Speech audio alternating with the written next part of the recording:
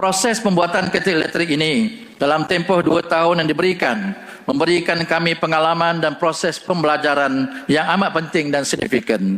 Perjalanan pembangunan kereta EV ini bermula dengan kerjasama beberapa universiti tempatan termasuk UPM, UniKL dan Uniten. Usaha ini adalah untuk memastikan pembangunan modal insan, terutamanya kemahiran dalam bidang kejuruteraan elektrik, teknologi bateri dan reka bentuk berlaku seiring dengan teknologi baru ini. Kesimpulannya, bagi Perodua, model kenderaan ini bukan sekadar sebuah produk. Ia adalah simbol transformasi industri otomotif ke arah masa depan yang lebih lestari. Kami sentiasa berpegang kepada prinsip memahat di dalam baris, berkata di dalam pusaka. Yang amat berhormat Perdana Menteri, tuan-tuan dan puan-puan.